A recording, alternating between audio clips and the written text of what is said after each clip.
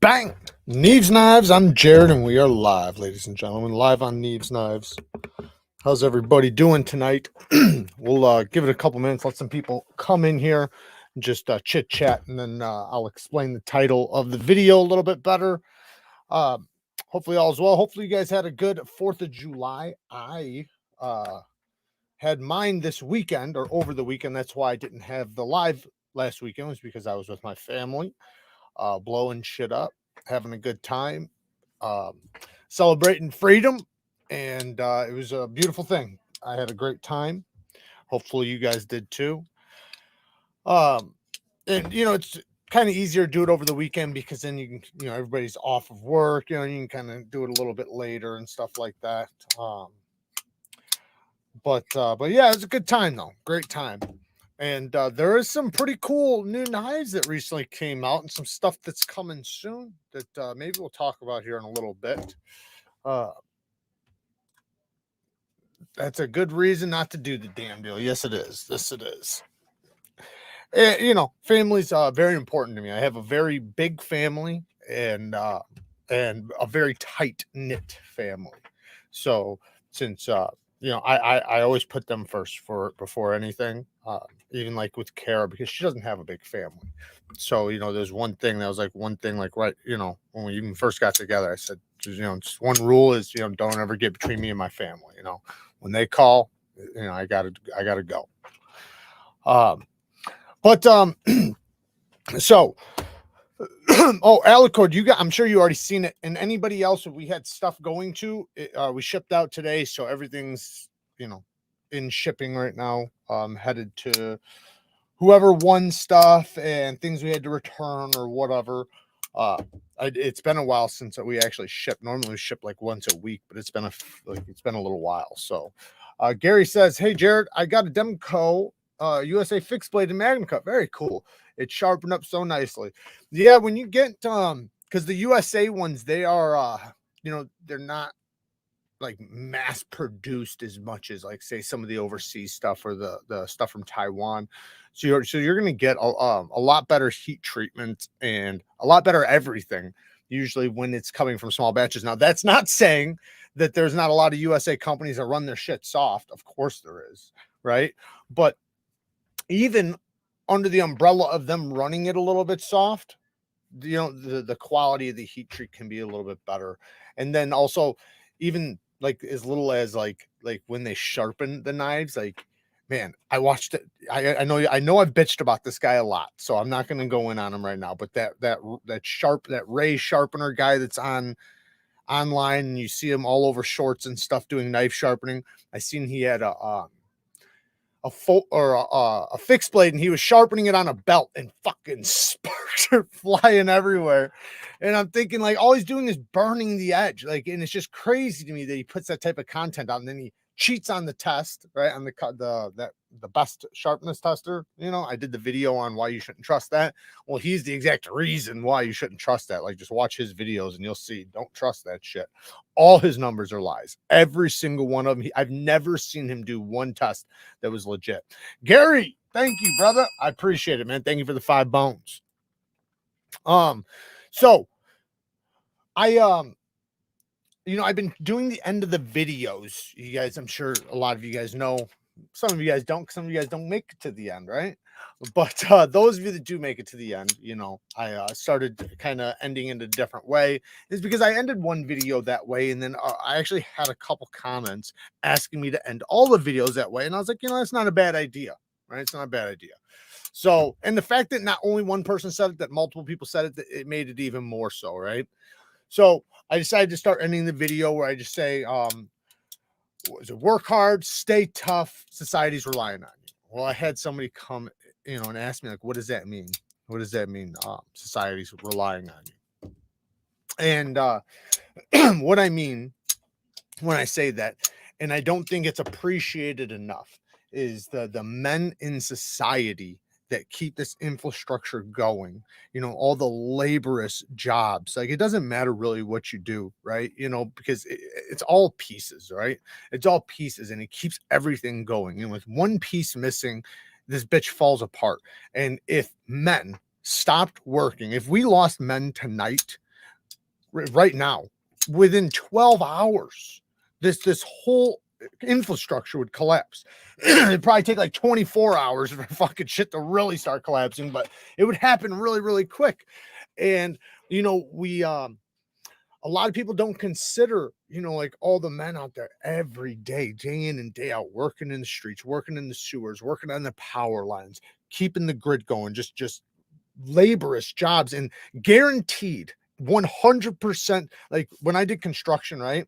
Like you're not guaranteed to die, but you have a chance, right? You have a chance of dying, but you're guaranteed to get injured 100% out of 100% times. Nobody's ever done construction for long periods of times and didn't get injured. Nobody in history, right? So it's something that you sign up for, right? And you sign up to break your back and to get bloody knuckles every day and to get the, you know, just leather skin. And it's, you know, it's painful, but you know, men do it constantly every day, day in and day out, day in and day out. And you know, they don't ever really get a thank you. And that's why, you know, I figured we'd do this video, this live tonight, and thank the men in society keeping this bitch going, protecting us overseas, you know, through wars. You can say the cops, the firemen, everybody, you know, and it doesn't matter what you do. Like, you don't have to be doing construction to be a part of what I'm saying. I'm saying it doesn't matter what you do. As long as you're working in society, you're adding to this evolving thing, moving, that keeps things going. And I'm not discrediting women and what they do. Obviously, I'm not. You know, I have a ton of sisters. I got tons of aunts. You know, nieces, cousins. So you know, I know how tough women are too. But you know, I'm giving this one just to the men right now. You know, because you know, doing construction, I'd say 98%, 99%. I've only worked in like 20 years, 25 years I did construction. I only worked with 2 women my whole life. I worked with them with other jobs, but never in construction. So it's just something that mostly men do, right? Mostly men do brick labor and concrete and sewer and water and, you know, pipes. Like my old man got paralyzed making sure people had water, right? Making sure people had fucking water. He went paralyzed until he died. So, you know, it's a sacrifice in a lot of ways. And a lot of times, you know, men are not thanked, not considered. And it's crazy to me. And, you know, I really think about it hard right now because I've seen so much shit online of like people talking about like, and I know it's all BS. Like, I know it's just people not thinking and just being, you know, stupid, but saying like how they don't need men. And, you know, it just makes me laugh hysterically because it's like, I don't care. Like, I don't care if you need a husband or not, but if you didn't have men in society building everything, you wouldn't have your fucking iPhones, your fucking shoes, the chair you're in, the roof over your head, the lights on, water coming out of the sink, right? That's all men. It's all men doing that. And we are very blessed to have strong men in society. And that's what I mean when I say it. When I say that society's relying on, you know, we're relying on strong men to be a part of society and working hard and being tough and bearing through it. But but yeah, it seems logical. I knew one road worker that was a woman. They usually hold the signs, which I'm not taking that away. Trust me, I know that's fucking grueling, sitting out there through rain, sleet, snow, the burning sun with a sign in your hand. Fucking sucks. I knew a lady who did it. She passed away now. She got into a motorcycle accident, but she did that for years. And I remember even watching her come in, like her skin looked like leather from sitting out in the sun. I'm not taking it away from the women at all. I'm just, you know, like just trying to praise the men right now because I feel like they're not praised enough. And I actually did have a couple videos we could play in the background right now. I put one up. Thing is, though, is that I don't want to get demonetized. I don't think the song in this one will get me demonetized, so I'm going to play it and fuck it if I do. So let's play it.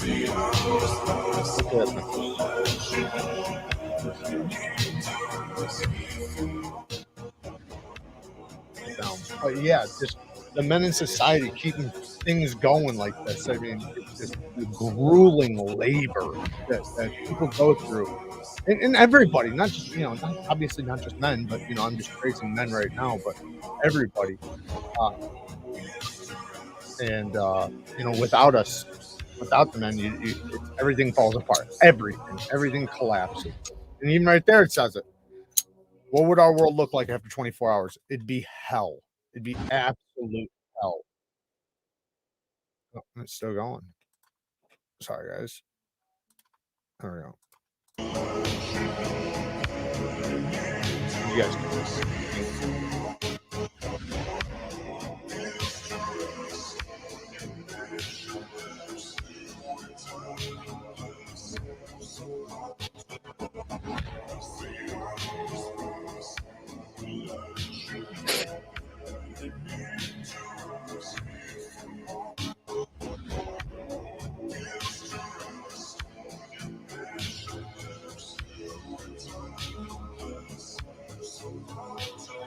I mean, yeah, when you think about the men that go into the burning buildings, right? Like not running away, running towards it. The how courageous that is to do that. Men don't get praised because damn right it is, and it should be expected. I hate to say it, and that's why, like, a lot of times, like when I'll have friends, and I mean it in a way because I mean it out of love, but like, somebody will say something like on Instagram or like a friend or whatever. They'll say something like they just went through something. And it's like, okay, well, put your shit back together, get back to work, right? Like, 'cause that's what I've always been told, It's like wipe your wounds, tape whatever up and fucking get back to work because it is expected. It absolutely is. But that also doesn't mean that it shouldn't be honored and respected that it continues to happen, right? Um, Gary, thank you for the 5 bones. One time, my friend was on top of a 2-story house and he threw a brick off the roof. It bounced off the concrete and hit my ankle bone. It hurt. Yeah, that definitely would hurt. I've definitely been hit with a lot of bricks. Whoop, whoop. I recommend your channel to a young broad who said she collects the other day. Just doing my part, bro. Hell yeah. Thank you. I appreciate it. That's awesome.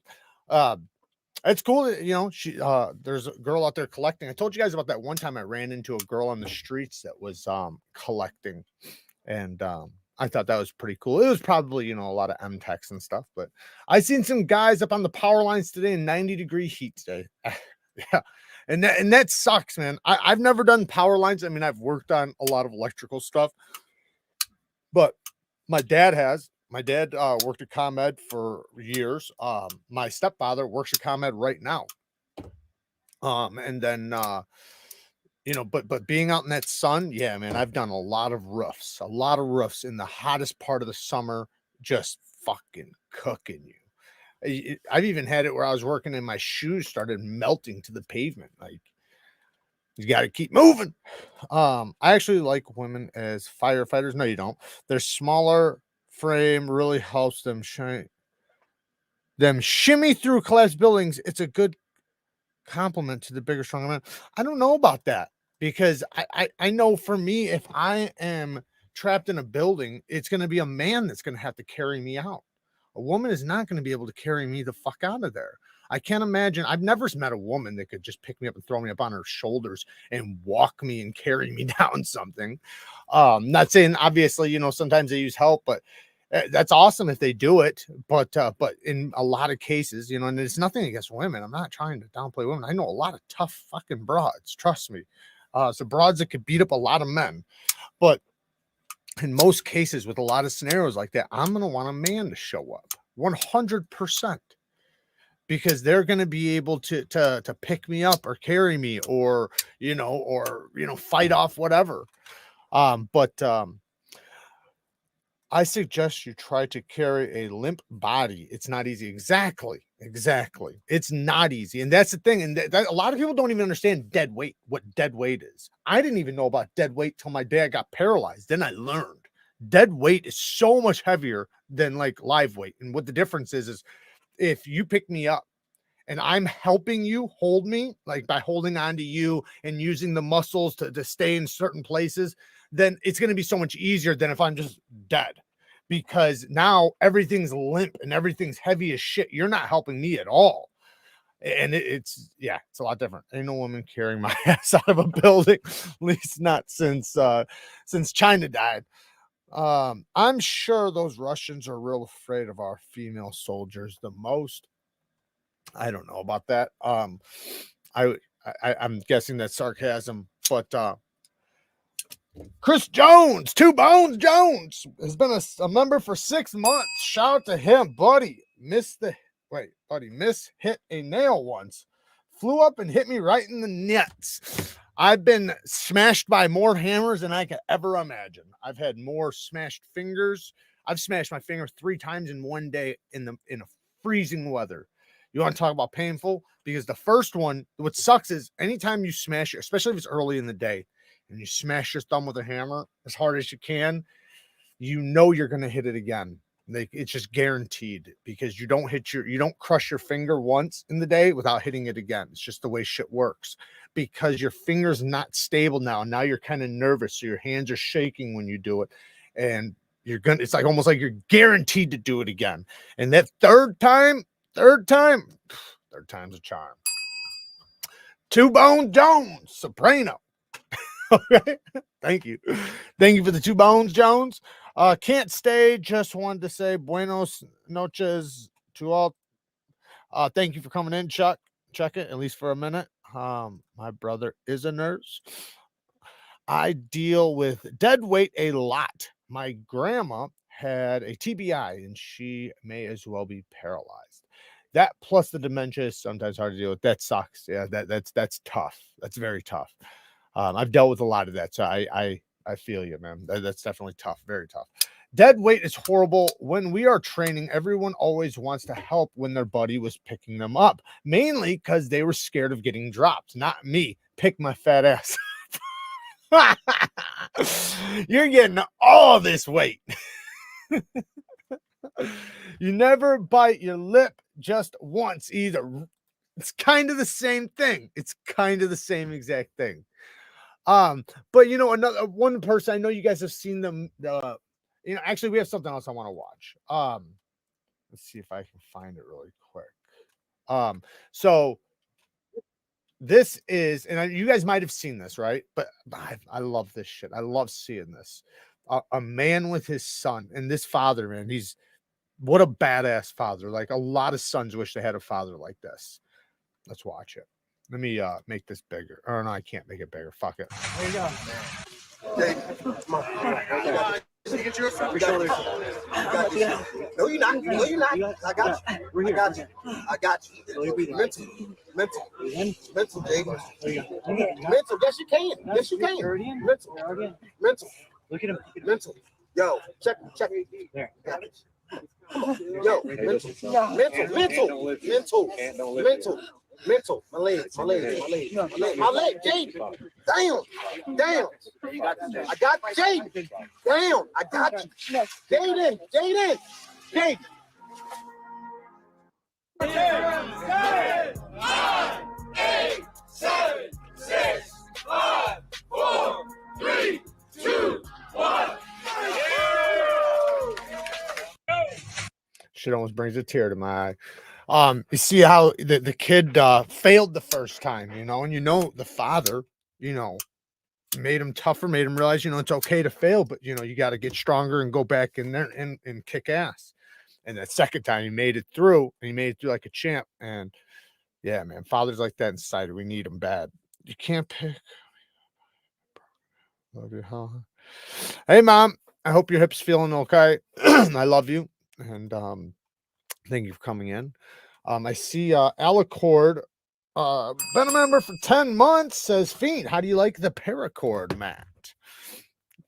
But yeah, man, seeing that father, get that son and encourage him, and have him doing hard things. That's another thing, because like a cold plunge, man, that's a motherfucker.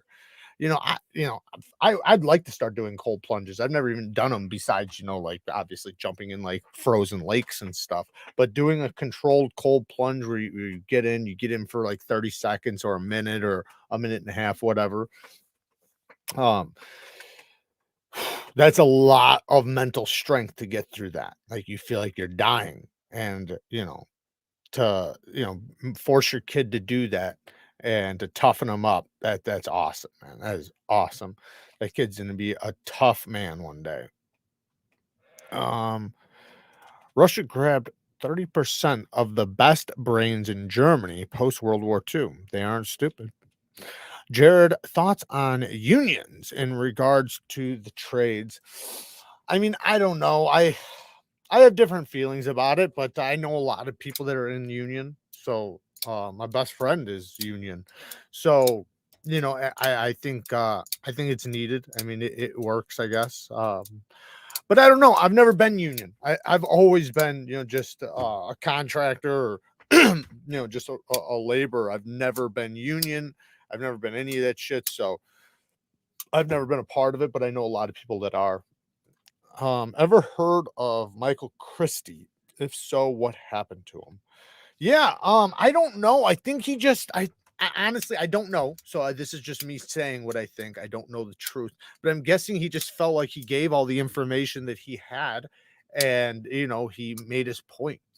Because his point was, I guess, because at the time, like when he first started his channel, he was getting like there was like rumors and like people really weren't getting the stupid, ridiculous sharp edges like we are now on super seals and stuff. And there was almost like myths like that you couldn't. And he came in to prove people wrong, and that's what he was doing. And he was showing people how to properly sharpen, how to properly treat steels, and what super steels were all about.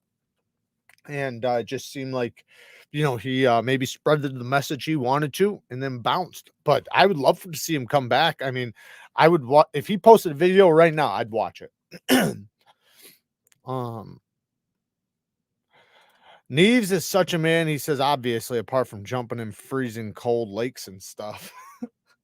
Well, because we used to do that because we're right by Lake Michigan. So when it doesn't freeze, Lake Michigan does not freeze, but damn it, is it cold. Fucking brutal cold. It's so cold that 90-degree weather, it's still freezing cold till the end of the summer. Towards like from the middle to like the end of the summer, it starts getting okay enough. It's still going to take your breath away when you jump in, but it winds up getting to the point to where you can tolerate it a little bit more, especially if you're riding jet skis and stuff, and you're moving around a lot. But it's fucking cold. So I've jumped in there a handful of times. We used to do it like every winter. I used to bury my arms in the ice buckets at cookouts for fun. It hurts like hell after 5 minutes, but was somehow worth doing. Yeah, when you jump your whole body in there, because a lot of it has to do with your nuts, right? When your nuts get underwater, that's when shit starts becoming real, and your heart too, because your body starts trying to take away the blood flow from all your other body parts to save your heart and to save, your internal organs. So, Jared, have you seen Dads on Duty? There are a group of dads that started helping out in Louisiana school to cut down on problems there. I did see that, and that's another thing, man. When I seen that, man, it's it does something to me. I love it. I respect it. It's kind of like I tell you guys about the guy that goes around my old neighborhood, and that cop, that detective, he goes around and he's got this thing. I even donate to it once a month.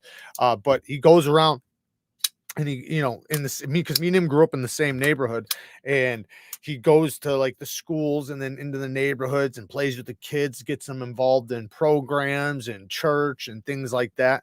And we never had that growing up. So, I can only imagine, like, if so many people that I know that are dead now had that, it might be completely different. Maybe not, but it might be.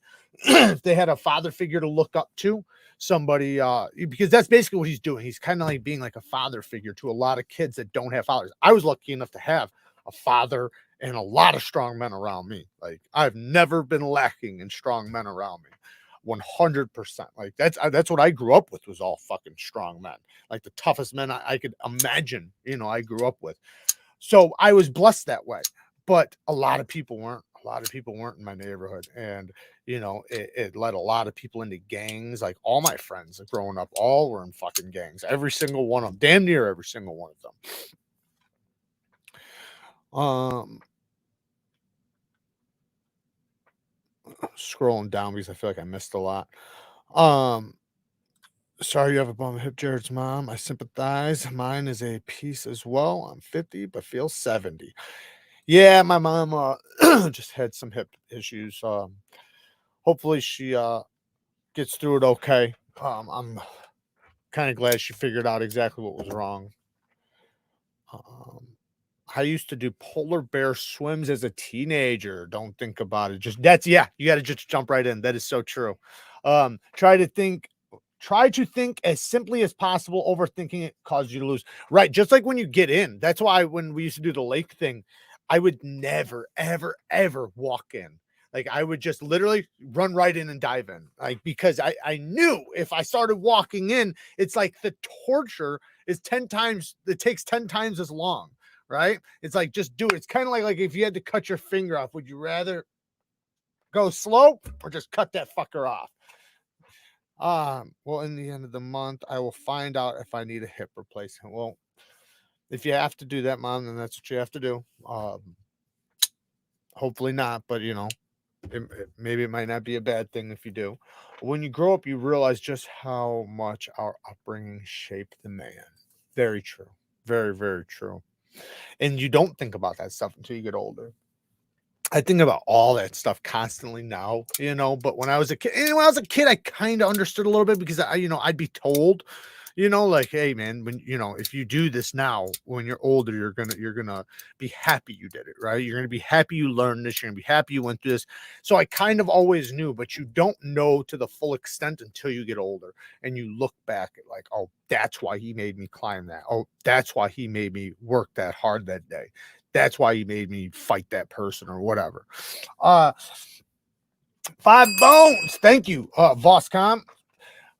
Found a love for fixed and folding knives thanks to the men in my life. Hope I get to jumpstart the interest of some younger folks in the future. There you go. Yeah, it does seem that that's usually the way it goes. It's usually the men that pass down that I'm not gonna say that gene, but pass down that hobby or habit to other men. I know it was passed down to me for sure. I do not want to have a hip replacement. Well, like I said, Mom, if that's what it comes to, then it's okay if that's what you have to do. Better to, if you have to get it done, than to not, and to just make it worse and worse and worse, right? So I'll pray for you. I know you'll be okay. Everything will be okay. I'm getting to get ultra sharp diamond plates. Should I get the 2x6 3x8? I'd get the 3x8 if I was you. The 2x6s are good because they're very affordable, but the 3x8s are gonna last you longer, and they work better because they're bigger. So I used 2x6s for like the first couple years. I never even used a 3x8. So you could get the 2x6s. There's nothing wrong with it. But I did it because I didn't have the money for the 3x8s. I 100% could not afford the 3x8. So I had to get the 2x6s. But if you can afford the 3x8s, get the 3x8s for sure. But if you can't, then yeah, 2x6s will work just fine. You being a great man, Jared. I hope you and Kara have kids. You seem to have the best dad gene. Thank you, man. I appreciate that. I appreciate that very much. And yes, Todd, thank you. Yes, you can get all that stuff on my from my store. There's all kinds of sharpening supplies in there. Most of the stuff I recommend is in there. The only thing is the big Veneve stones, I don't think are available right now. They might be because they come and go fast. Those Veneve plates, but there is the thin ones right now. The ones for like recurves and stuff. And I believe the single-sided 1x6s for your fixed angled systems in there, which obviously if you use a fixed angled system, that's what you're going to want anyways. But but yeah, no, I just that's kind of what I meant though when I started saying that, like in the end of the videos, it's just I know how, and like, man, I look around right now and I'm not trying to talk shit, but I see so much bitch, I see so many weak people around society, and it just makes me shake my head. And You know, I like, I mean, but when I look around and I see tough men, man, I got to nod, you know, I give that nod like, fuck yeah, you know, because it's those people, right, are moving society and keeping it going and protecting society and just everything, you know. Which video shows getting a blade centered? Got two type penguin. Stasa 23 just made one. If you want, you just tell you really quick, just loosen up the body screws, wedge it in the side that it's the direction you want to go to, wedge something in so that it goes that direction, then tighten the screws and take the piece of paper out or whatever. He just did a video on it. I have a couple different ways how I do it. You can also loosen up the hardware down here, loosen up the hardware there, push it over like this, then tighten that down, then close it, and then tighten up the other hardware. And then what you'll have to do is you'll have to go back to the pivot and barely loosen it, because otherwise it'll be too tight to open. So barely loosen it until it gets centered. Hopefully that made sense. But I don't know if I have a video specifically on that, but Stas 23 literally just posted one. I think he posted a short on it the other day. How about when you give the nod and the dude looks at you like a weirdo? Those are the best. Usually they look back and give you the nod back. I feel like when I see a man doing man shit and I look at him and I give him the salute, he looks right back at me and gives me the salute back, because you both know what's up, you know.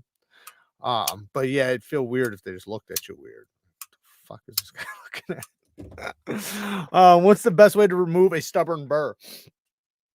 Reverse passes. So I don't have a stone here. We do have a Bang Gang live this weekend though. But let's say this is a stone. Let's pretend this is a stone.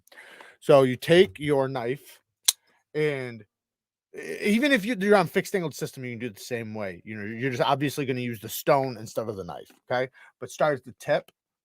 Let me move this thing really quick. Start at the tip and go backwards like that. Then do the opposite side like that. Kind of like stropping, but what you're doing is you're fatiguing the burr. No pressure, zero pressure, because by adding pressure, you have a chance of just creating another burr. You're trying to remove the very burr you have, not create a new one. So no pressure at all, zero pressure, and do multiple passes, back and forth, back and forth, back and forth, back and forth, until it's fatigued and it's popped off. You might want to take a couple forward passes very gently. You can do that too. So you do a few reverse passes, then do a couple single passes. But don't keep going though. Check it, because once it's gone, you don't want to continue doing that. You only want to do it long enough to remove the burr. Then once it's 90% gone, hit it with the strop. The strop will take care of the next 10%. I use a propane torch to make the blade easier to bend and then get it. You do. Jeffrey just ruins knives. Fuck it. That's the expected response. Yeah. What's the best? Oh, I wrote down. Do you use anything to help you magnify the edges? Yeah, I have jeweler's loops that I use. That's one thing. I think I have some right here. I have jeweler's loops, and then I also have my my electric magnifying glass that I show in videos sometimes. But just a jeweler's loop, and it's got a light on it, so you can see better. And that's what I use, like if I don't have the electric one hooked up, but I have that electric one with the screen on it where I can put an edge under there if I really want to. But a jeweler's loop is the easiest, because that way you can really see your scratch pattern and make sure there's no facets and things like that. Now, when you're freehanding, and especially when you're just learning, you're gonna have facets. So don't worry about having facets. Worry about just minimizing them, making sure you have as little as possible. And eventually, if as long as you stay on that path of trying to get as little as possible, you'll eventually get to a point to where you won't have any, and you can make a perfectly flat edge bevel. But it does take time. It takes time to be able to, and that's the thing that people just don't understand. Like when it comes to freehand, when somebody's gotten to the point that they are getting perfectly flat edge bevels freehand, you've put a lot of damn time on that stone. To be able to make a perfectly flat, edge bevel to with with no facets. Because even like now with me, like I can do that, but there's times where I have facets here and there. Usually when it's happening, it's because I don't really care. But it still can happen to me, right? And I'm, about as good as it gets when it comes to freehand sharpening. I'm trying to toot my own horn, but I know I can sharpen really good.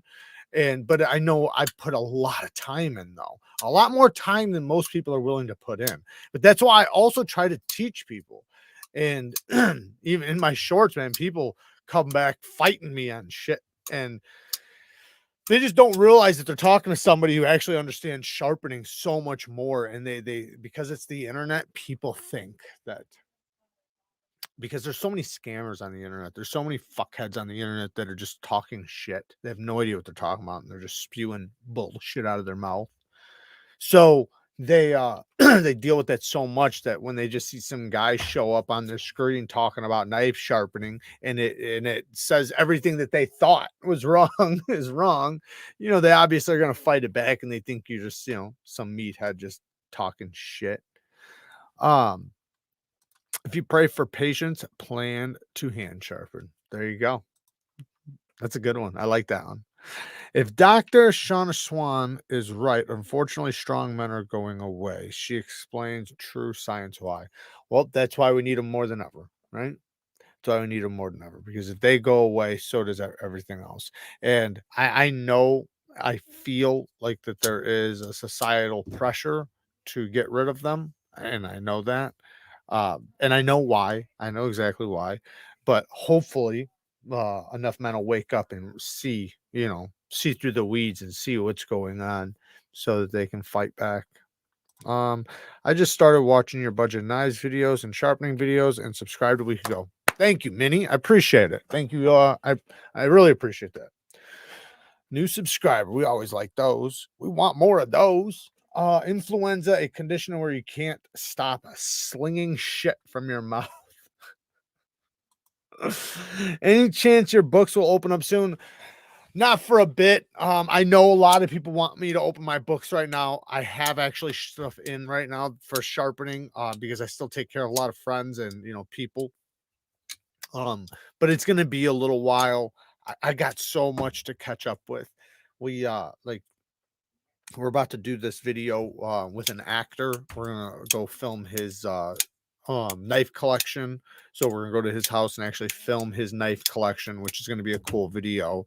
We got I got a bunch of videos in the background going on right now, and it's just tough because you know before when because I ran the sharpening business for a long time, and then I would close it and open it, close and open, but it's difficult right now because the content I'm doing right now takes more effort than ever. And even like the past couple weeks, I haven't even put that much effort into the content like that as much as I want to. But I have videos coming up that where I am, and if I stop that, it takes away, like it literally puts a gap in my, not my just my efforts, but what I get back. And I have to focus on that. I know you guys think like, well, you're being paid for sharpening. Yeah, but it's still it's I would wind up making more not doing it, right? Just to keep things nice and simple. I would make more not sharpening than I do sharpening if, because of the time and the effort and everything. Not saying that I won't open it back up, because I probably will eventually, but it'll be open and closed really quick. So whoever can jump on it will have to jump on it quick. Because I have so many people wanting, to send their knives in for sharpening, so many. And I feel bad because I hate turning down somebody, especially when it's like $1,000 knife. I hate turning somebody down that needs the $1,000 knife sharpened, because I hate for them to go to somebody and get it fucked up, right? When they were trying to come to me. Not that a $50 knife wouldn't be the same thing. Um, I'm so proud you're a strong man and turned out the way I wanted you to. Love you. Have a nice evening. Thank you, Mom. I love you too. Thank you for being such an awesome mama. My mom's the best. You guys have no idea. My mom is literally the best mother on earth. And I stand by that. And everybody else knows it. If you knew my mom, you guys would all know. Everybody knows. Keyboard tough guys all over the internet. Absolutely. Like Tyson said, social media made you all way too comfortable with disrespecting people and not getting punched in the face for it. And I can't tell you how much I agree with that. And that I said this a long time ago in the live, that's why I don't do that shit. Because I grew up in a time where when you said something, you had to mean it. Right. When you say something, like if you say you're going to fight somebody, well, then you're going to do it. Right. There is no, I'm just saying it to say it. Right. Like there were dire consequences for the fucking shit that came out of your mouth. And now people are going through so many times, you know, whether it's with gaming, whether it's on the internet, whatever, where they just say shit with no consequences. And I can't do that. I can't do that. It's difficult for me to even have that consideration in my head, unless if I'm willing to do it, right? That's why I don't even like to fight with people on the internet. Because it's like, what am I going to show up to your door? Nope, I'm not. So there's no even reason to sit here and beef with you, because if I do say something stupid, then I'm going to have to stand by it. That is very true. That is very true. The loudest people usually are the weakest. That is very, very true. And it's because that works. That works. It works as a mechanism to keep people away. It's kind of like having your fists up everywhere you go, right? But people that really are tough usually don't do that. They usually don't act like that, because they don't usually want to fight, because they know violence, right? And if you know violence, you're definitely not, you know where things can go.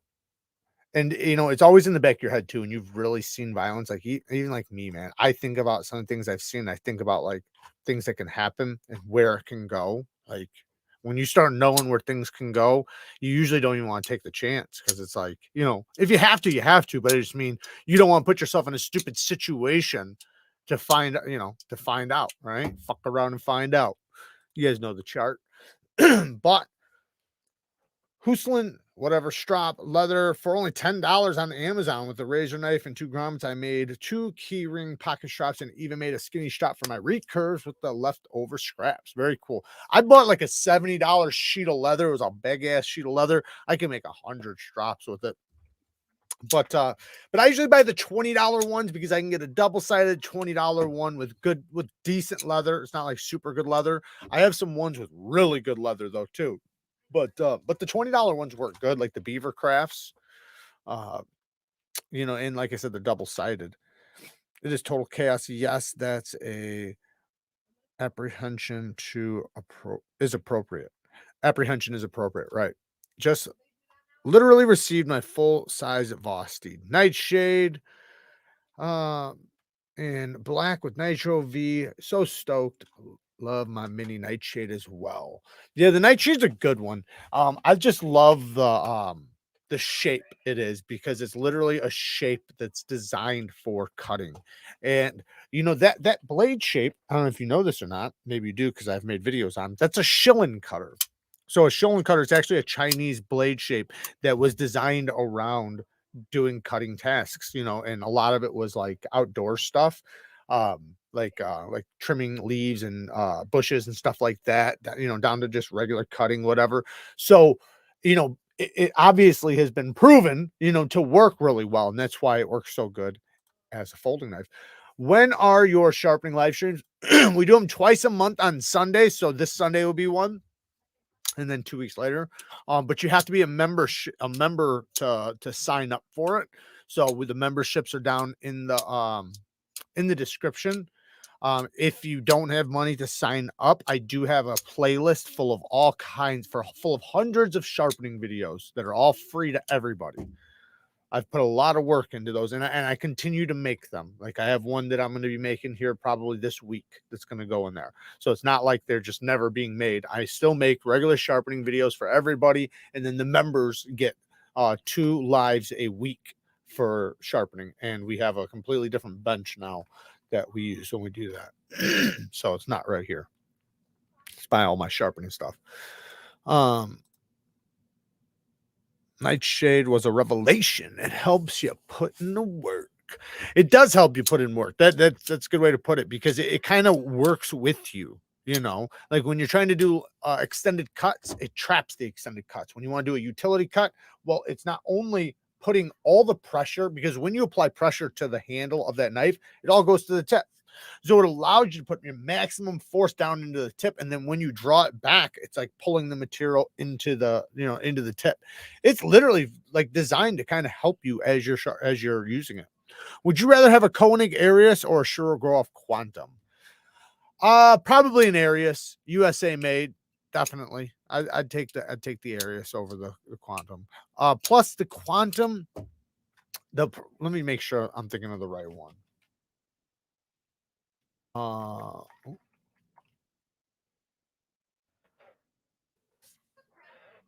yeah, that is the one. So the problem I have with the Quantum is it has a very late detent. So when you disengage it like this, the detent is like right here. So you can't just like let it fall and hit your finger, right? You can't do this. You have to like let it go way past like that. That's one thing I did not like about it. Now, what's crazy is that all like every other Shiro I have, the detent is super early. Like you don't even have to think about it. You can hold really up really high and go just like that, and it's already disengaged. So it's crazy that that one is so late when all the other ones are so early. It's almost like they always thought of that, and that's one thing I always appreciated about Shiros is that they always considered the detent and how it was closing. But that one though, they were like, "Fuck." Love the channel. Lots of love from Colorado. Shout out to Colorado. I appreciate that, Tanner. America. Yes, America. Um,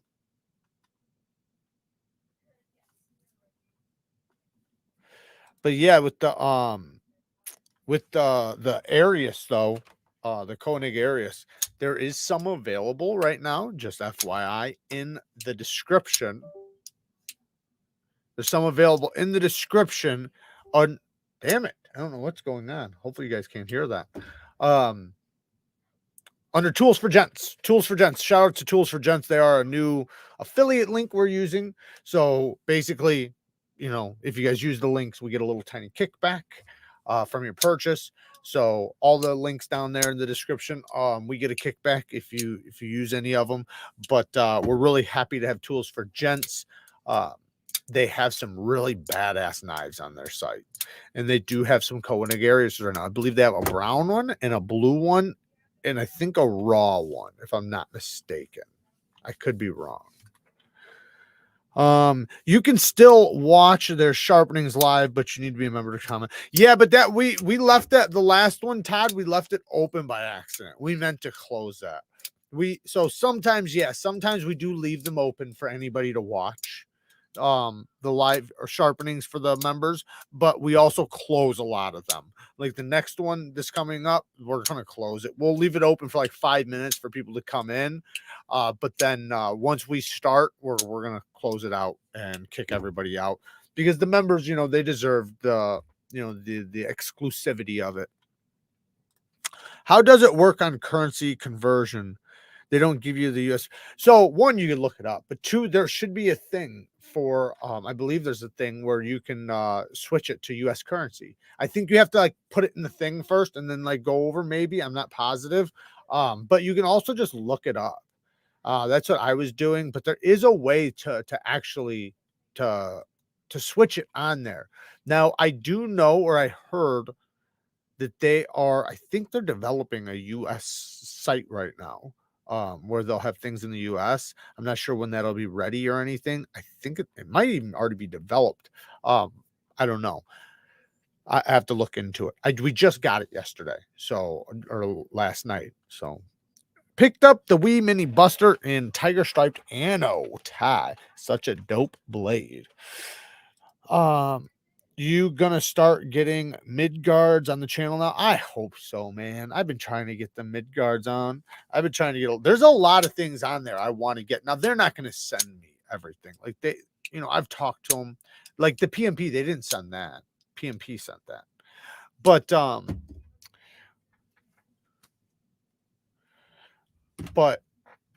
with some of the knives they have on their site, we can possibly get one here and there, you know, request to get one on the channel. I don't want to beat that privilege up too much, because, you know, I want to make sure whatever I get, you know, it works out for them too. And I also want to make sure I like it, because it sucks. And this is the thing, when you're an honest channel, it sucks getting something from a company and then having to fucking drag it. And I feel so bad. I feel so bad. Like right now, I'm not going to say who or what, but there's a company recently. I got a couple knives, and I know what I said hurt their sales bad. I know it. And I feel bad, like, you know, but it's just part of the game. It's what I have to do. Like, and they know that, so they already know that's and that's why I always tell you guys, when you see a company send me a knife, fucking respect that they have the balls to do that, because they're doing it knowing that there's a strong chance, like, that there's something that if I talk shit about, that they're going to lose sales, and they know that. So if the company has enough balls to send me, you know, the product, you got to give them respect. You got to respect a company that has the balls to send something to somebody to scrutinize it, especially with the large audience, because when I scrutinize it, you know, it doesn't go well for them as far as sales. Now, also, like, if it's great, then, you know, it's obviously going to probably do better, right? But not everything can be great. Not everything can be great. And, you know, I just have to call it as I see it. And what sucks, this is the part that sucks, is, like, say if the knife's actually good, it's a good knife, right? But I happen to get a lemon, right? Which does happen, because sometimes they don't check. I know you hear the thing like, oh, this is probably the best version, right?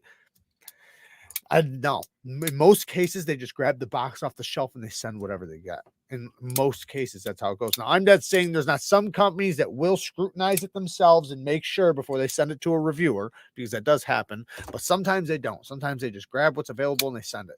And then you get a lemon. And now you drag a knife that's actually a good knife. And most people are not going to experience what you experienced, but you have to tell the people that this is the problem I'm having. And then now nobody wants to buy it because of the problem I had, even though nobody else would experience that problem. That's why I try to tell people, like, sometimes, like, this is probably just mine. Like, don't, you know, take this into consideration, because it's probably just mine. Only new knife company coming out that I love the look of is the Cybernetic. Probably gonna splurge on the Damn Steel version. Fuck yeah. Yeah, there's some we's got some heaters coming this year. Some heaters. And I've already tried them, because I tried them at Blade Show. Fucking heaters. I can't wait. There's a few that if they don't send to me, I'm buying. I have to. There's some really good ones. There's even some banger Civivis coming. Hey, Dan Cad's in the house. Thank you, man. You just gave away 5 members. Shout out to Dan Cad and the new 5 members. Shout out to all the new members. I appreciate that, brother. We do have a Bang Gang Live this Sunday. So shout out to the new members. What was I saying? I don't remember now. Yeah. Oh, the Civivis got some heaters coming too, man. They got some really good shit coming. How many people do we have in here? 130. But yeah, I'm excited about some of the Civivis and the Wii knives that are coming out. It seems like this year's been a pretty good year for knives, pretty decent. You know, it seems like, well, one, you know, I said this a couple years ago too, but we're in a great time for knives, right? We're in a great time to understand the things we know about sharpening, stones, abrasives, steels, heat treat, build quality, action. You know, like, it was almost like we went into the future, like from like 1990s to now. Like, obviously it's a long time in between, but we really excelled. Like even in the past 5 years, like 5 years before I came into the community, it wasn't often you'd get a knife with good action, right? I think it was Zero Tolerance. Zero Tolerance started coming out with knives that were like really, really good. And people used to always say, oh, Zero Tolerance action, right? Because they did have some badass action. But before that, you didn't see that, right? And like knives, their action kind of fucking sucked. All of them were super tight, but then it was just like out of nowhere, like started to understand the bearings and detents and like they started really going in on knives. And then when we started testing steels, heat treat started getting a lot better because before all the steel testers in the community came around, companies didn't care that much about heat treat. Like they cared to the extent of which it was a hard steel, kind of, but not to the extent of, is it the same all the way across the board? Are they, you know, i- are they comparable like across like 20 pieces or 100 pieces? Are they at the right HRC or are they soft? Is the steel's burnt? Like all these little factors. And now they have to pay attention to that because they know there's people out there not only doing HRC tests, there's people out there doing edge retention tests, and it literally holds them accountable to having to do good shit. Holy shit. Dan, Dan Cad with another 5 and another 5. So 15 members all together. Thank you, man. Thank you, dude. That's a lot of money. Thank you so much. Holy shit. I appreciate that. 15 donated members. Shout out to the 15 new members, man. I appreciate it so much. Thank you. Thank you. Thank you. Great year for knives. Things are moving up in QC. Yeah, they definitely are. And I know a lot of people are going to say, yeah, the prices are going up too. That's true. The prices are going up. But that's with everything. That's with everything. That's with your milk and cookies all the way to your knives. It is what it is. It sucks. But you guys wanted to shut down the country for a year, so that's your fault, not mine, because I was all against it. Favorite knife guy / channel. I appreciate the content. I've been looking at the CGRB Echo for a budget knife. I can't find much about how strong good the button locks are. Okay, so to give you a good idea, they're basically about as strong as a liner lock. Some of them are stronger than others. Same thing with liner lock. I have liner locks I could easily fail, and I have liner locks that they'll break before they'll fail. So it depends on which one, what company, so on and so on, because it's a plunge. So it's a plunge like a groove, right? Cut out, and there's a spring pushing a plunge into that groove. So, and then in order to break it or in order to fail it, it has to be pushed out of that. So they're not strong locks, like they're not supposed to be. They're strong enough to lock up. They're supposed to be strong enough to put pressure on the spine, right? Now there are some that do fail, just like liner locks. So in that case, return it, get a new one. But for the most part, they should be fine. Like they're pretty solid. They're going to be good for cutting tasks. It's not a hard use knife. It's not a light duty knife, but it's a regular cutting knife. So as long as you're cutting regular stuff, straps, cardboard, wood, plastic, leather, shit, whatever, then you'll be fine. Just don't hammer on the spine, but it's strong enough. And the Echo is a badass knife. Let me just tell you, the Echo is a dope knife. I really like the Echo. The Echo is like definitely in like my top 10 favorite budget knives right now, especially in that price range. Even more than the Pyrite. I like it more. Like the XL Pyrite, I probably like a little tiny bit more than the Echo, but I definitely like the Echo more than the Pyrite. And I know some people like the Pyrite more, but I love having the multiple forms of deployment. You have 2 forms instead of 1, and the ergonomics on that thing is just amazing. So I would definitely recommend it. Do you know of any other knives that feature the ram lock other than the ones from Microtech? No, that's a new lock. That's their locking system. They developed that locking system. I believe that they're going to have a patent on it if they don't. But what you could get is, if you're wanting something similar, it's the Spyderco Mannix. Instead of using basically a solid piece of steel, a square piece of steel, they use a steel ball. It's the same thing though, pretty much. It's literally pretty much the exact same thing. So the Spyderco Mannix 2, the Manx 2XL, or the regular one, or the lightweights. And then other than that, crossbar locks would be the next thing that would be similar to that. I would say, to be honest, the ball lock's way better than the ram lock. The ram lock, to me, I think in the future it's going to be good. But as far as right now goes, they have to tune the detents better. The detent sucks, like sucks. And the ram lock is pushing up into the tang of the blade as it's coming around, so it puts pressure on the blade, so it makes it a little gritty, opening and closing. Well, not closing, only opening. But with the ball lock, it's not like that. It's so smooth. I'd recommend the ball lock more.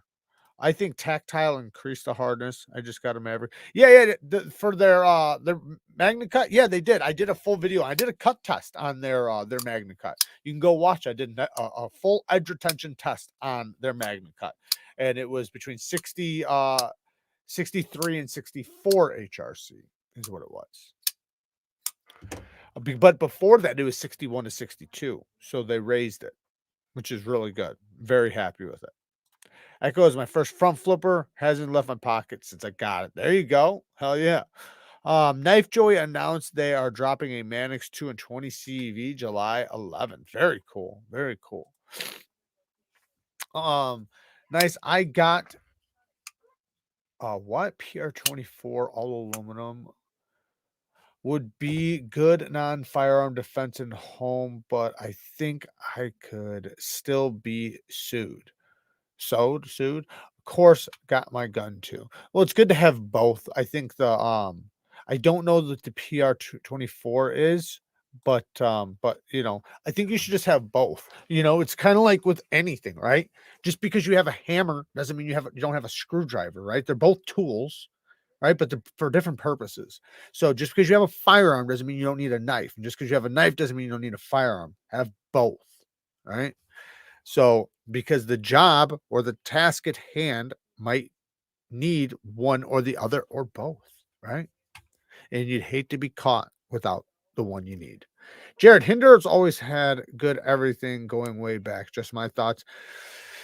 Yeah, I mean, the only thing they suck at is their HRC on their heat treat right now. That's the only thing, you know, and I'm not saying they do bad heat treatment. They just do soft heat treatment. There's a difference there. Bad would be like the heat treat's compromised.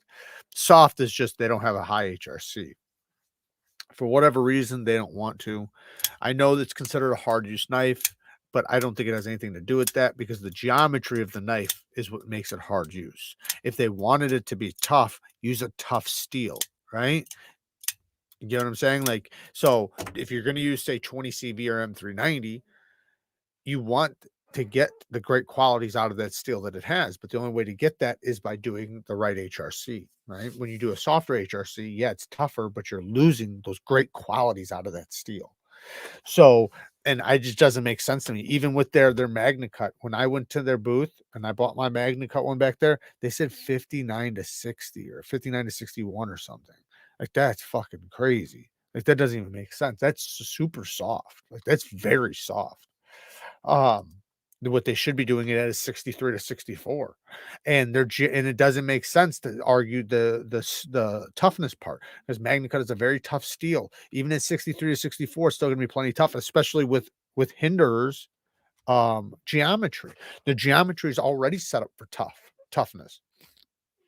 The only difference is you're losing your edge retention. Because nobody runs around saying they snap their their Hinderer blades. That doesn't happen. People aren't running around snapping their blades off. They can handle a higher HRCs. Jared, I have my eye on the Oaksworks Launcher. I think I'm gonna pull the trigger. What's your opinion? I love it. I got one, and yeah, I like it. I think it's awesome. It's a solid little knife. We had two of them. We gave one away. But yeah, no, it's definitely really well done. The micro milling on that little like full bolster thing, whatever it is really grippy, like super grippy. I would love to see more knives with that level of machining on the surface because a lot of times when you see I'm looking for a knife that has it, but a lot of times when you see the micro milling on a knife, you know, you can feel it, but it's not super deep. But it's another thing, like when it's like you really feel it, like it's like super grippy, like it actually is functional, and that's how that stuff is. Um, is a slightly rough walk and talk on a slippy something I should worry about? Spend a lot of money on it, and I don't know if that's something in the realm of normal for a reason to return. I don't know. Well, it depends on how rough it is. I would say clean it out, like you know, make sure there's no grime on. Like when you let me grab one.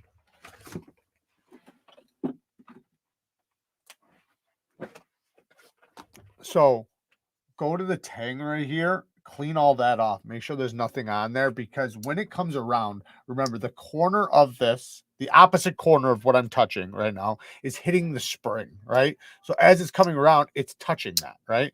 So make sure there's no grime in there. Make sure it's oiled. Put some oil on that face and on the sides, and open and close it a bunch of times. Let it work its way in. But yeah, walk and talk, it shouldn't be grimy. So I would just try to clean it out. Most likely there's just something in there. That's it. So I don't know if it would mean, now if you look at it and you can see there's a burr or something, yeah, then you know, you might want to send it back if you're not comfortable with fixing it yourself. If I knew what kind of slip joint it was, I could probably give you a little bit better idea, because like these ones I can take apart, right? But there's sometimes they're pinned, so I don't know what type yours is. But you know, you might want to send it back if it's really bad, because if it has burrs and stuff like that, then it might just need to be, you know, refinished if you don't want to do it yourself. The soft Hinderer steel makes me sad because they're so good. I know, I love Hinderer, man. I got a bunch of them. I love them. I love them, but I do not like their heat treatments. Their HRCs, at least. It's tough, man. It's tough because, you know, it's something that I would love to scream from the hilltops about. And there's not, like, they're almost never in stock. So it's, you know, not like I can sit there and link them or anything anyways. But I hate that every time I have to talk about them, I have to talk about their bad heat treatments. You know what I mean? Because it's like, I love them, and I want to be able just to spread that word. I'd love to just be like, man, these things are so good. You know, they're so badass. But what I have to do is talk about how much I love them and then how shitty their heat treatments are. It's a slightly rough walk and talk on a slippy. Oh, I already read that one. I thought you were explaining it. The sad truth for Hinderer is they don't have a problem selling them right as they are. Why bother to change when you're not really competing? That's a fact. That's absolutely true. There's no reason for them to care, not one bit, not even a little bit, because they sell out. They don't sell out any slower than, you know, if they did. So what's the point, right? Because the thing is that the part that people don't consider is that, why are they running it softer, right? Well, they're running it softer because it's faster and easier for them to machine. They can their turnaround is going to be faster. They're going to be able to grind the knives better. The tooling, they're going to go through less tooling on their machines. They're going to go through less belts. So it's going to be faster and more affordable. So they're going to be able to make more money on each knife. They're going to be able to make more knives. So that's why. But nobody cares. Nobody cares enough to say, hey, I'm not buying another one until they do this. If they did, tomorrow it'd be done. Tomorrow. But you motherfuckers. CPM S30V was designed specifically for knives. Otherwise, cross your fingers and hope Spyderco changes the steel used in smokes. Yeah, S30V. I like S30V. I think S30V is great. But yes, S30V, S35 was designed for knives. 14C was designed for knives too. AEBL. They should have went with 3V for the Hinderer. Makes no sense. What are they doing with Manicut? I know. It's stupid. It doesn't make sense. Benchmade Adamas is worth the money. If not, what do you advise at that price point? I think the Benchmade Adamas is great. I love the Benchmade Adamas. That's a tough son of a bitch. That's a tough knife. But at the same price point, what would I recommend? So personally, I love the Mannix. I think the Mannix is great. That comes in all different price categories. And Daniel Cad has been a member for 5 months. Shout out to Dan. I'm going to come right back to you. Dan says, if you have a firearm, get FLP insurance. Do not get USCCA. Plenty of reviews support this. Do your due diligence and look at both. FLP is definitely top in the game. Have contact with actual attorneys, if ever in a shooting. Good idea. But yeah, I like the Spyderco Mannix. I think that's a phenomenal one. Other than that, the Hogue RSK MK1, that's phenomenal. That's a really good one. I love the Benchmade Griptilian, especially the sheep's foot one. I also like the Bailout, but I know that's not like in the same realm. What else? Oh, the Sig Sauer K320. That's a pretty good one. I got one right here. The Sig Sauer K320. This is dope. You can always go cold steel too if you like triad locks. You can go shark lock with Demco. This is the trauma, the Hogue trauma. It's pretty dope. It comes with a belt cutter and a glass breaker. But yeah. Oh yeah, and a spot for an oxygen tank. That's why it's the trauma. But yeah, the Sig Sauer K320 is pretty dope. S30V, it does come in different materials and stuff too. They have one in aluminum. I forget what steel it has. It might still have S30V. I'm not sure. But this thing's really smooth. The only thing is that the hole is not the funnest to flick. You know, it's okay. The thumb flick's okay. It's better to slow roll though. So the Benchmade Adamas would probably be better in that case. And it's a lot more money than this. Hey, Stasa23's in the house. Shout out to Stasa23. Give him some love and go follow his channel. Awesome channel. I will not buy a Hinderer for that reason. It's a slap in the face for those prices. I'll buy the damn ZT0562 if I want the design and softer 20 CV for the money. Good point. Yeah. Spent a half cutting cardboard. What? Spent a half cutting cardboard with my CPM Rex 15 Spidey Mule and still slicing magazine paper. Rex, man. Rex is a son of a bitch, man. That stuff stays sharp forever. Rex 121, I do believe, is the most longest edge retention steel there is. I'm pretty sure. Hinderer has used 3V before on their Monkey Edge exclusive. Probably still too soft, though. Yeah, I don't know what they're running their 3V at, but Robbie with the 2 bones picked up a Mannix 2 and 15V today. Hell yeah. Good for you, man. Great purchase. I got one of those. I got 3 Mannixes. Yeah, I have 3. I want to get a lightweight. I don't have a lightweight one, and I kind of want to get one. Do you have the new Quiet Carry Drift LC200M? Yes, I do. I do. I have it right here somewhere. Yeah, right here. Bang. Love this knife. Fantastic knife, man. They do such a good job, man. Quiet Carry, I wish they were doing OEM work, man, because Quiet Carry is just doing an awesome job. They are kicking ass. This thing is not only... Oh, go watch Stats23 posted a full review on this today. And it did really well. I'm not going to give it away, so go watch it yourself, but he did do one. But yeah, this thing's awesome. Should I get a Mannix or a Mannix? You should get a Mannix. Definitely the Mannix.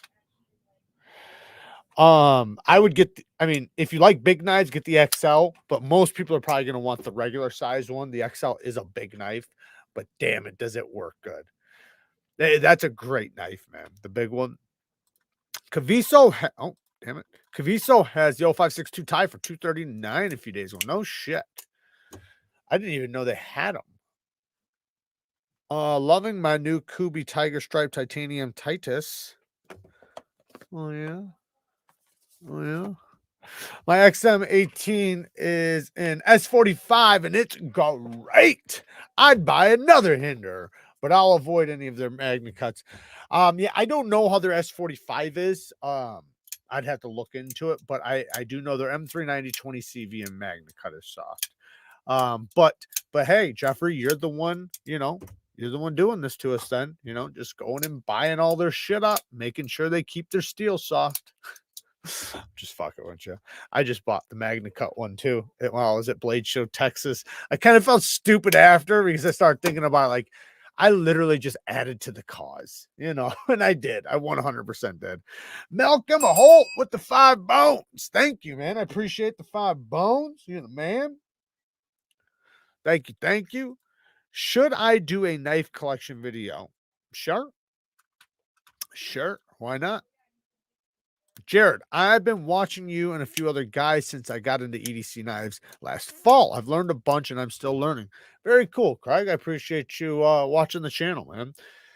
Yeah, there's a lot to learn. It definitely seems like it gets in the weeds, but the weeds are the best part, right?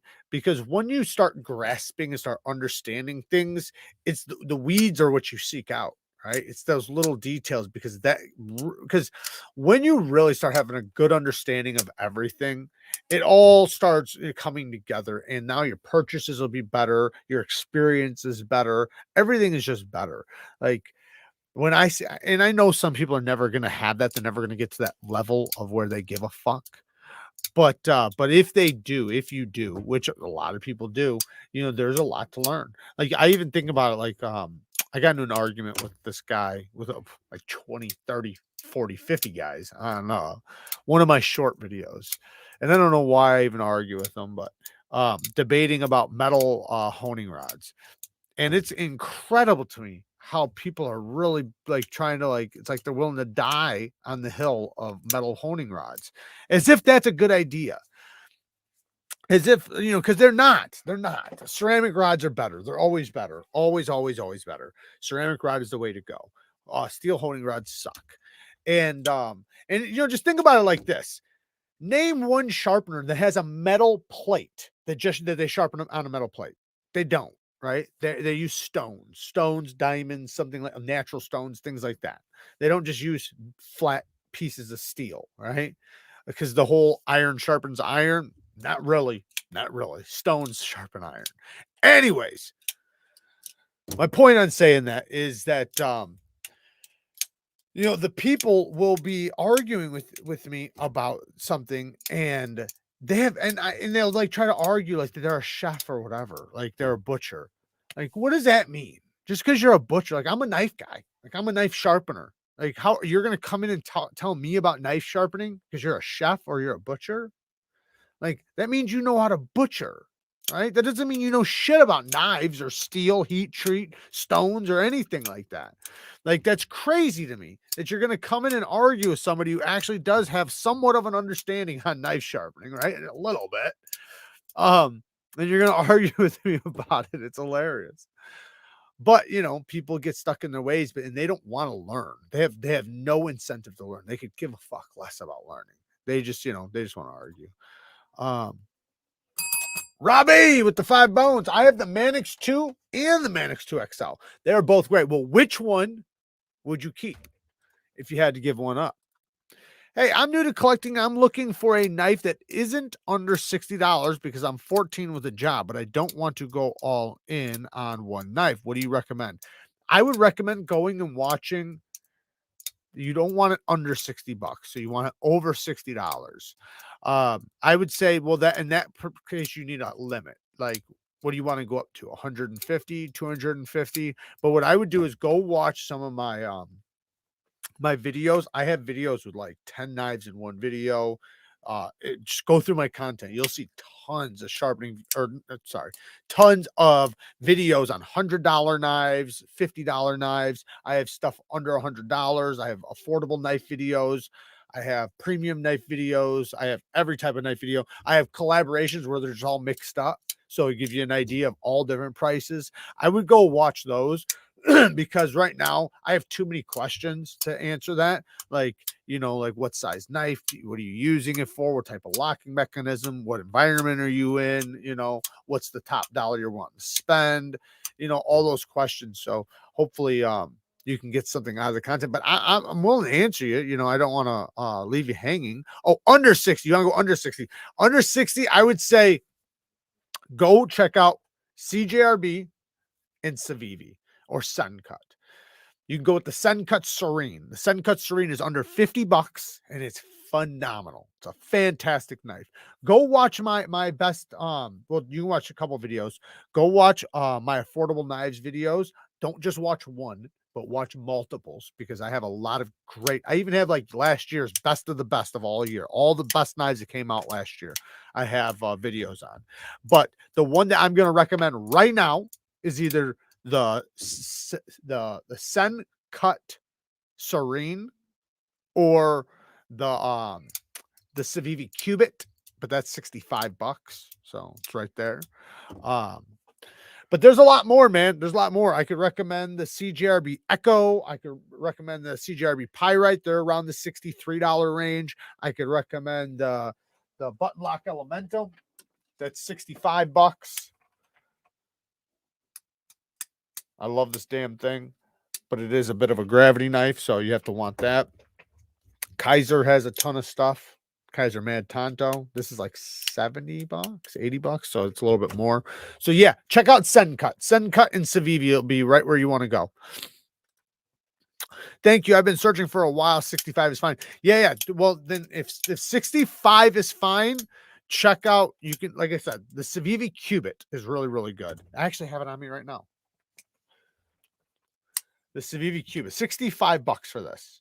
Now, if you don't like a button lock, which, you know, button locks are cool, or you don't like thumb studs, they have other kinds. They have tons of them. So check out Civivis. That's what you want. Get a Civivi. If you got 65 bucks, go with Civivi. You could also go with the CJRB Echo, things like that. CJRB, Civivi, or Kaiser or Kubi. Those are the ones you want to go with. And then QSP is another good one. There's like 5 to 6, maybe even 7 brands you want to stay in, and you don't want to leave those brands in that price range because they're going to have the best of the best for any of, you know, knives in that price range. So like, even like if you go to Home Depot or something, right, and they'll have some Kershaws and CRKTs on the wall, high price is all hell. And like, say if you're going to spend $60 there, right, you could probably get double your money in a $60 knife by going to one of the companies I just mentioned. Because when you talk about the materials, fit, finish, action, tolerances, heat treat, all those things, you're gonna want to go to one of those companies. Civivi, Kubi, CJRB, Kaiser, QSP. Civivi number 1. Yeah, the Penguin's a good one, but he's wanting a little bit more money, so that's why I didn't mention the QSP Penguin. But that's a good one too. And they have a lot of different versions too. The Civivi Sokoki, 65 bucks. That's a phenomenal one. I wish I had it sitting right here so I could sit here and flick it for you guys. But yeah, the Sokoki, that's an amazing knife. That's a perfect knife. The Echo, that's a perfect one. EKKO, CJRB Echo. That's another good one. You know, like I said, the Mad Tonto, I'd be liking the Mad Tonto, but I think it's a couple more dollars than what you're wanting to spend. The Hinderer looks and feels in the top 3 of my collection. Sad about the softness. Yeah, I know. I got some that I just absolutely love. Like I have this one. It's my favorite one. My favorite one out of all my Hinderers, out of all Hinderers in general. It's the skinny sheep's foot. It has fat carbon fiber. It's beautiful. It looks good. Good action. Love it to death. But the 20 CV is soft on it. So I put a mirror polished edge on it with a super low angle, like 15 degrees per side. It came out really, really sharp. While it took the edge, it wouldn't like so. And so that kind of told me it had a decent heat treat because it did take a good edge, but it did not hold it. So I started using it and it pretty quickly lost its bite. So, you know, the teeth, the microscopic teeth on it just kind of lost it. So that told me I need to lower my grit, right? And usually with 20 CV, when it's a bit softer, that's the case. So you can put a mirror edge on it, but it's just not going to hold on to it. It'll wind up getting slick. It'll feel like wet glass, like when you touch the edge, like when you go like this, you know, there won't be no stickiness to it. You know, you want that stickiness. So I had to lower the grit down, and now it's sticky as shit. Now it's great, and it does hold on to it a lot better, right? The edge is definitely hanging on a lot better, but it's obviously not great because otherwise it would have did better with the mirror polish. And it wasn't much cutting, so I don't make it seem like I sat there and like cut with it for like 2 weeks and it went dead. No, it went dead pretty quick. Give the Native 5 more love. It's not as fidgety, but I love it. So I have the little Native Warncliffe. And yeah, it's a solid knife. Mine has the compression lock, so mine's pretty fidgety. You might have the backlock version or whatever, but yeah, that's the only one I've had. I mean, I've had others in, but that's the only one I've ever owned that was mine, and I like it. I like it a lot. It's a fantastic little work knife, and especially the Wharncliffe one, because the Wharncliffe one, you know, the way the ergos are, you can get a full grip on it, but then you have like that little 2-inch blade, that little Wharncliffe sticking out. This isn't it, but you know, kind of like that. And it makes it to where you can get these pinch grips and you can do like very tough utility cuts. Like I feel like I could cut aluminum with that thing. Not that I would want to, but Best Tech Man Ronin 14C28N bought 2 Serenes to give as gifts to new knife fellows. Hell yeah. Shit, I've already given away those well, not all of them. I kept one, but I've given away 3 of those 9 Thai EDC knives with the replaceable blades. I told you guys I would. I gave them to a couple construction workers because like that's great for people that don't know how to sharpen and are never going to sharpen. They can just switch blades. I got a Kunwu Tao in Van X. The action is phenomenal, top tier value for the money. So Kunwu is another one. They're actually focused on their heat treats, which I'm here for it, man. I love that they're doing that because so many companies are not. And it seems that Kunwu really gives shit about their heat treats. And I think they just recently might have lost some money because of it. But that's part of the game, right? When you're pushing the limits, you know, but that's why I say just go to the limit of which it's good, right? It doesn't mean you have to exceed that, but maybe if you want to try and see how it goes, you could. But yeah, they're doing a damn good job. I'm happy that they're around. I did not see that. I did not see that, John. He said Stotts 23 has a short on the St. Nick's Knives exclusive Spyderco. No, I have not seen that. I must have missed that one. I put a 600 grit edge on my Moyaro the other day and stropped it on 5 micron polycrystalline. Very nice and quick working edge. Very cool. Yeah, 600 grit does really good on most steels. That's kind of like the go-to grit if you don't know what grit to go to. It's just, you know, it's fine enough for most tasks and toothy enough for most tasks.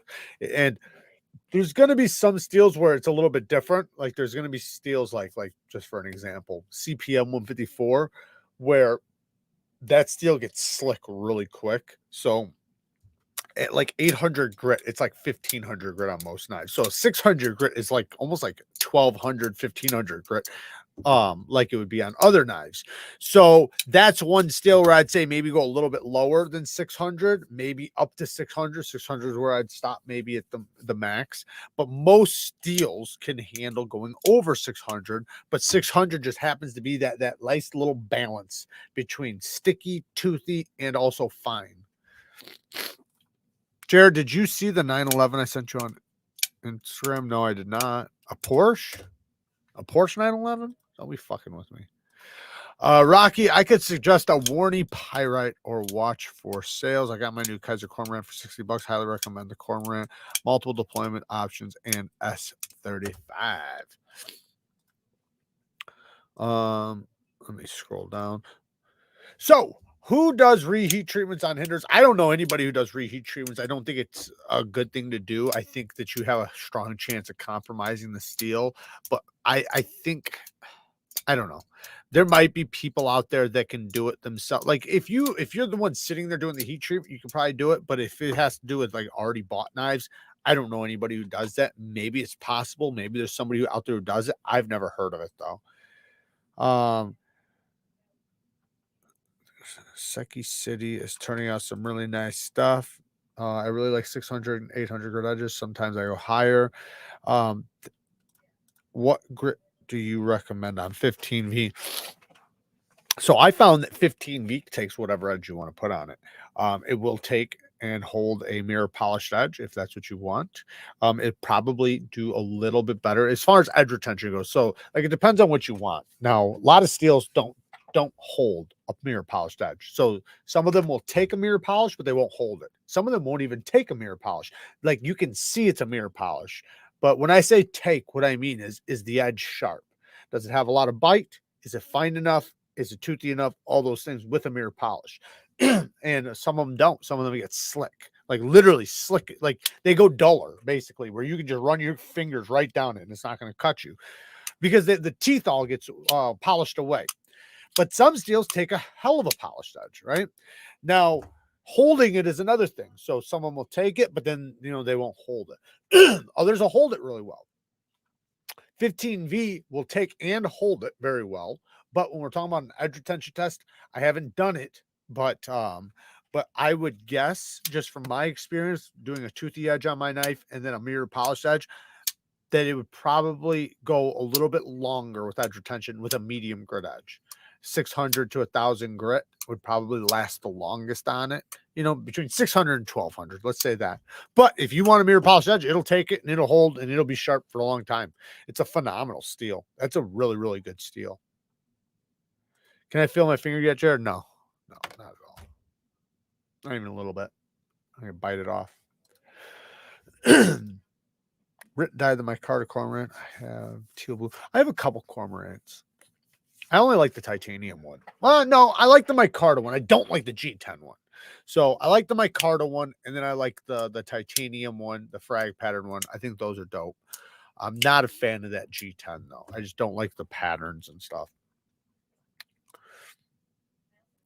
I haven't done it, but you'd have a higher chance of warping an already finished blade. Also, you would need to refinish the blade afterwards, so you'd likely end up messing up the tolerances. There you go. Thank you. I appreciate the info because I get asked that question all the time.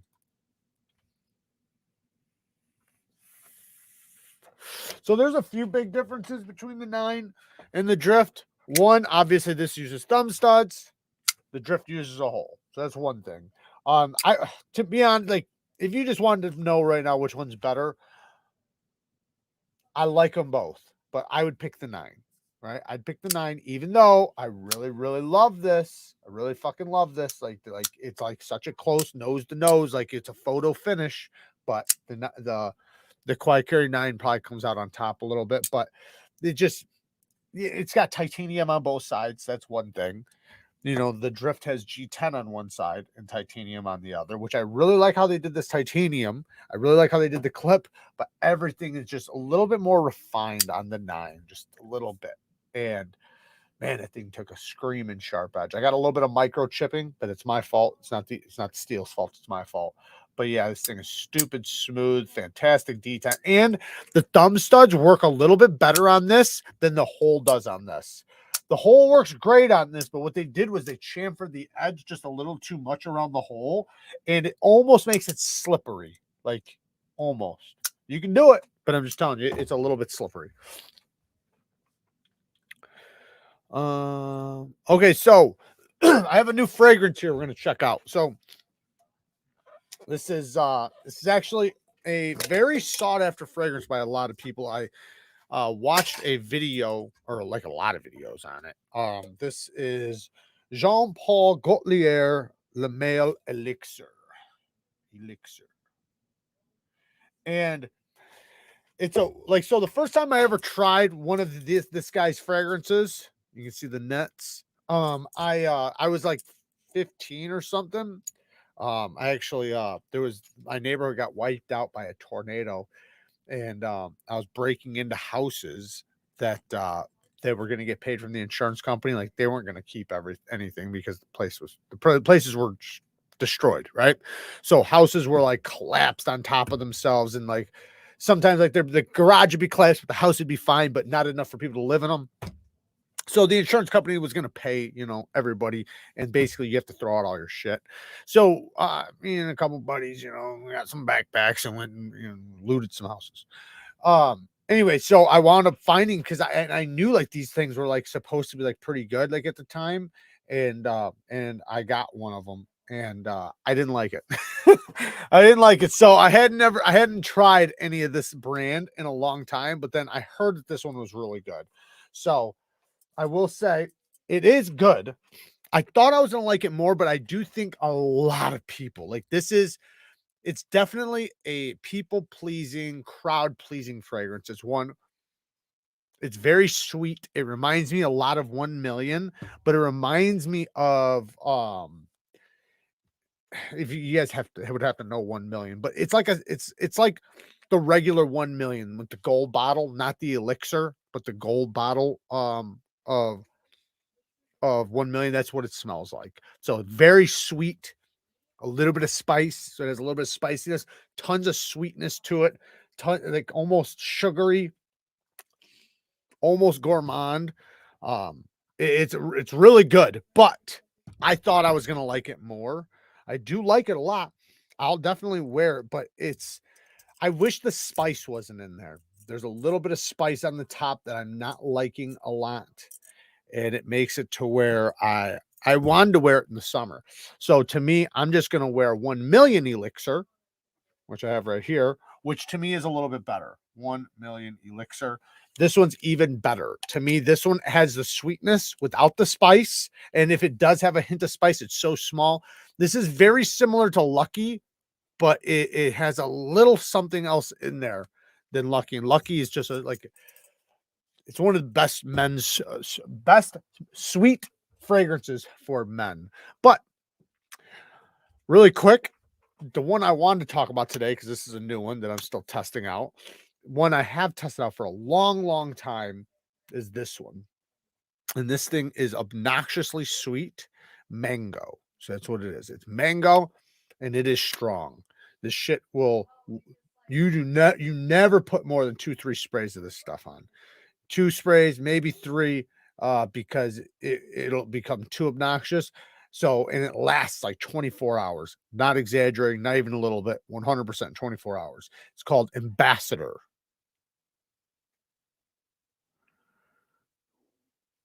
by Gasada.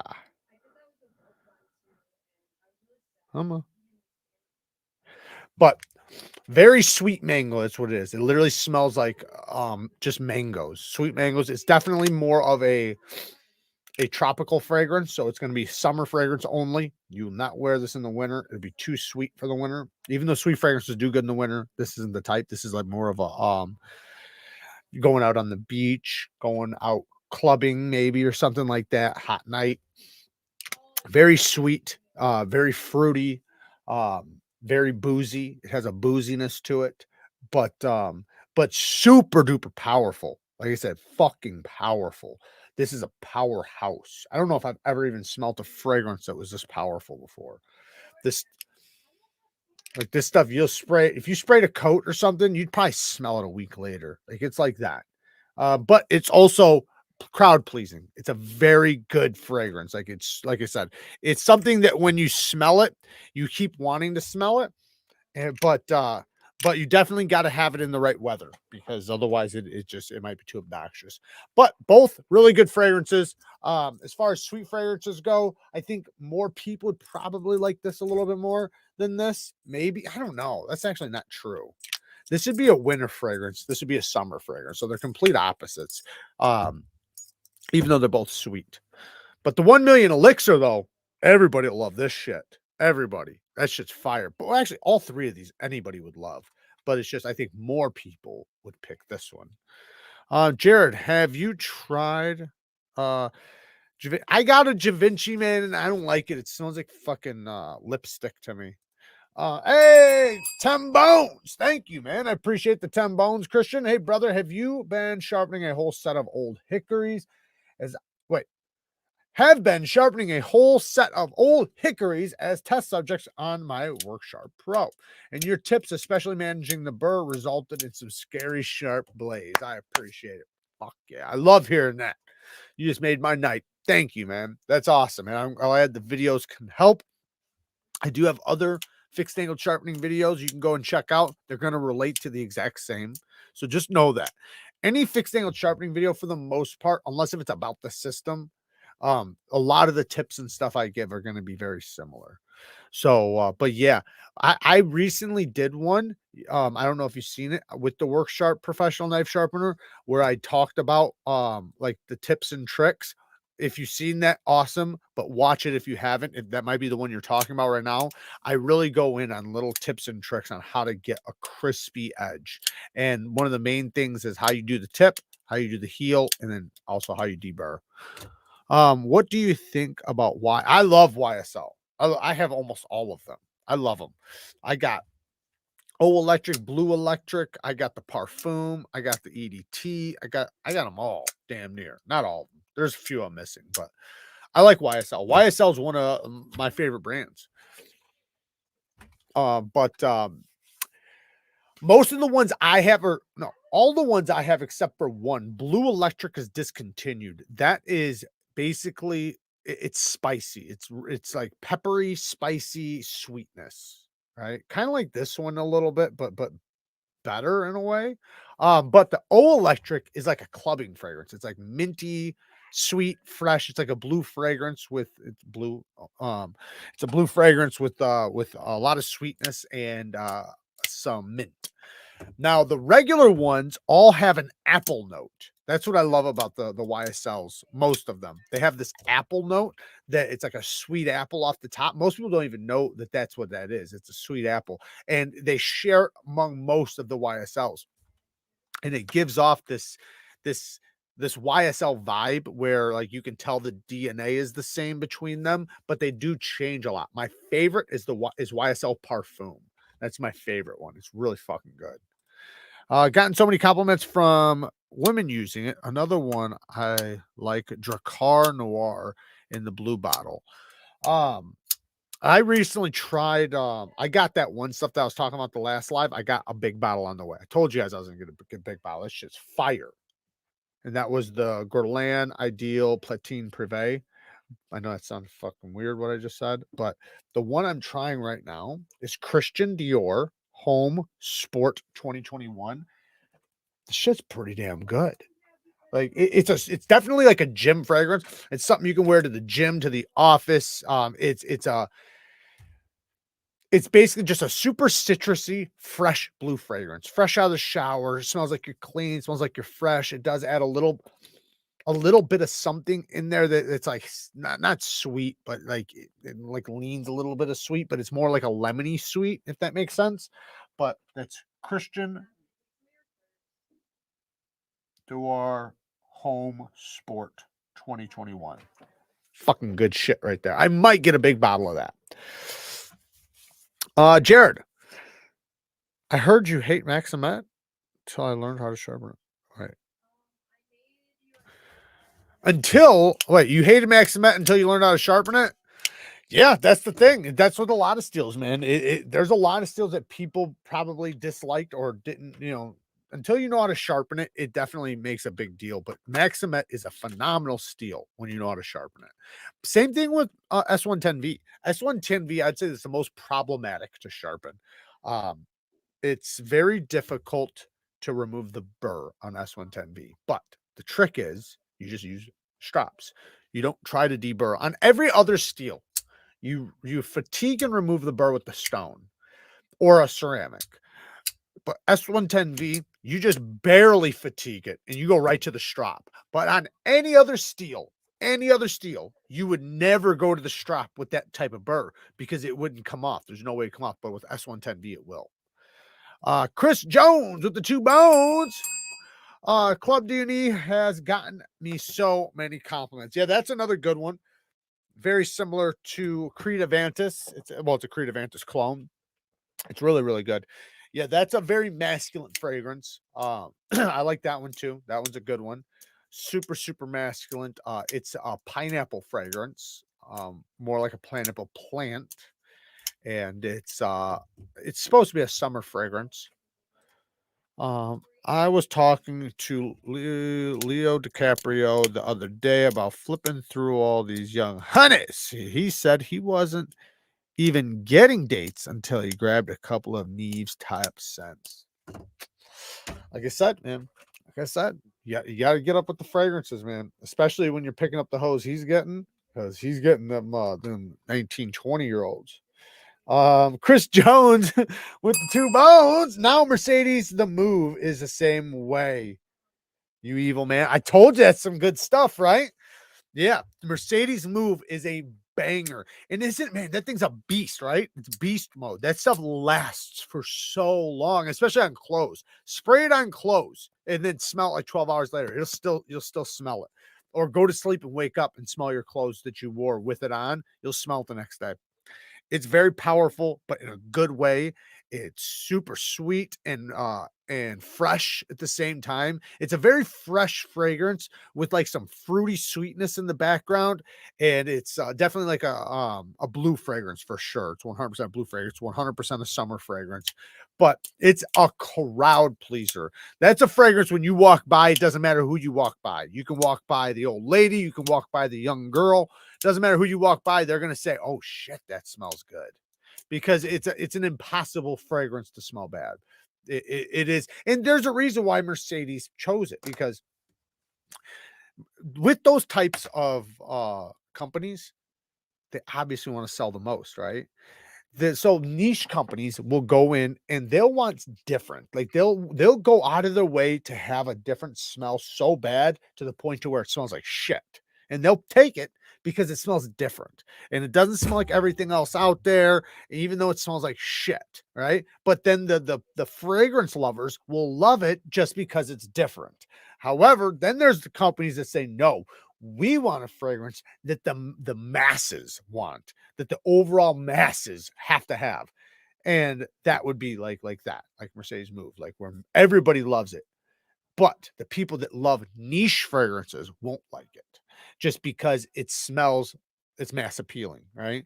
The niche people that like niche fragrances like the fragrances that smell unique and are different than everything out there. Now, that stuff is different than most things, but it's in the same realm as some things. But I would say I've really never smelled anything that smelled just like that. Sometimes people say Invictus is like that, but I didn't think so. Jared, I don't want to please the crowd. I'm single. I want to please a woman. Well, that's my point. That's the crowd pleaser. That's what I mean by the crowd. What do you think? I'm talking about men? No, I'm talking about the women.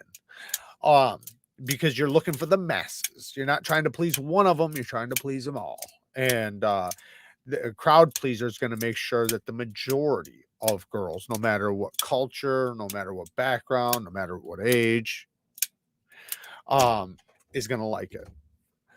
Knife dealer's gonna have to start carrying colognes. Too much for my ADH brain to keep track of. I know. I try to help you guys though. That's why I just tell you the good ones, and I'll tell you if one's not that good. Like I have a couple right here I haven't even talked about because I'm not gonna buy the big bottle for sure. So, how do you store your knives? I got. And you ain't want to know how I store my knives. I have too fucking many knives. I store my knives however I can. But I have a big ass chest over here that I have probably 150 knives in. I got different places over here that I keep knives that I have coming in videos and stuff. Then I have out there, we have an entire wall full of bins with knives in it. And I keep a lot of boxes like in sections. So I have like my CJRBs here, my Wii's here, blah, blah, blah, blah, blah, down the line. I try to keep them organized, but it's impossible. It is so impossible. Today, I probably had 150 knives on this table, and my brain was tweaking. Like I had to get them off because it was just too much, and it makes it to where it's difficult to film. It's difficult to even think. So I cleaned them all off, put them all away, and now I have about 15 here. Oh man. Armani Stronger With You, Armani Acqua di Gio, Dior Sauvage are my go-tos. All great ones. All great ones. I love the Armani Stronger With You. I got Stronger With You Intensely, I think. I love it, man. I love it. Yeah, those are really, really good. All those are really good. Which Sauvage do you have? I got pretty much all the Sauvages. So, hey, Jared, what are your thoughts on the titanium version of the Kubi Titanium? I can't talk about it yet because I got to do a video on it, Pablo. So watch the video. That'll be coming probably tomorrow. I was going to talk about in this live. There's 130 people in here, but if I do, you guys won't watch my damn video tomorrow. So, silent carpet bombing for the masses. Crowd favorite, silent but deadly. This is the way. What do you sharpen with, like brand specific? What do you mean? What do I sharpen with?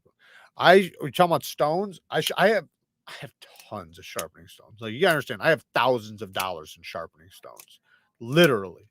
So I have every type of stone to sharpen with. But my main go-tos are diamond plates and resin bonded diamond stones. Those are my go-tos. So I have the Neve resin bonded diamond stones. They're very expensive, but you know, if you can't afford those, I go with Atoma diamond plates. Everything's linked in my Neeves Knives store. If you go to the Neeves Knives store, I have all my recommended sharpening supplies in there.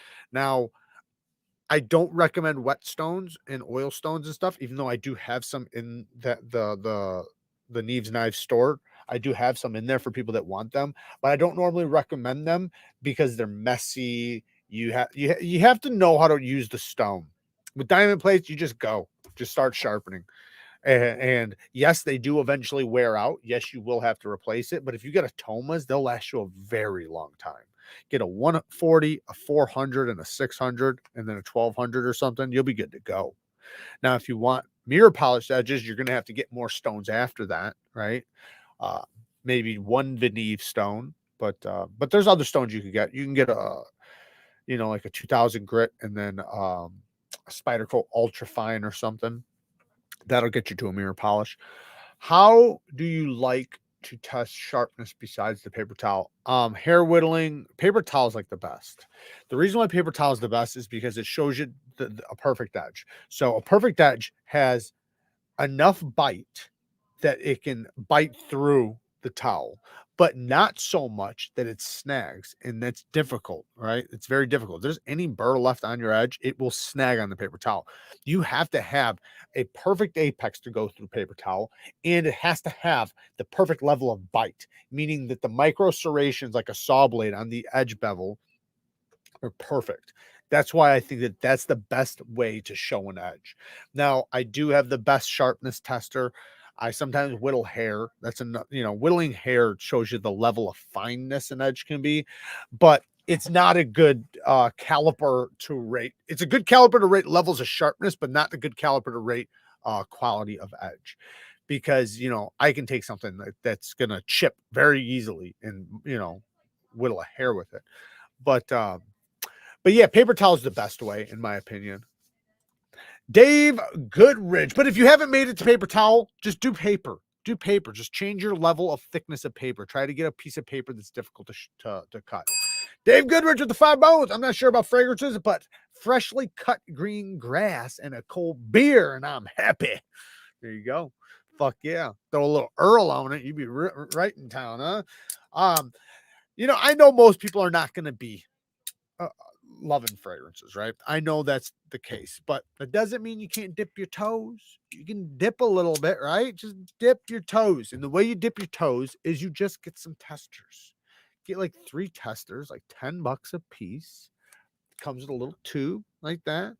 And you just pop it in, spin it, open it up, and then pop it back down, put it in your bag. You can carry it around. They're very cheap. If you don't like it, who gives a fuck? It's $10. But if you do like it, you can buy the big bottle. So that's why I recommend getting a couple. So then, because everybody's flavor is going to be different. Like if you want one that's going to probably be really good for you, Dave, get the Club Duni. The Club Duni is the one we were talking about earlier. That one would be a really good one for you. I think you would really like that. I know it sounds weird and it looks weird. Let me just find one really quick. But it is it's really good. Let me just grab it for you. I'll even grab you a cheap bottle. Here's a small bottle. This is very manly, very masculine. I'm going to drop it in the chat right now for you. So if you want to try one, if you want to, it's like $30. I grabbed a cheap one. Yeah, it's $30. But at least you know the name of it, and if you want to, you can go and find a sample of it. I'm sure you can find samples of it.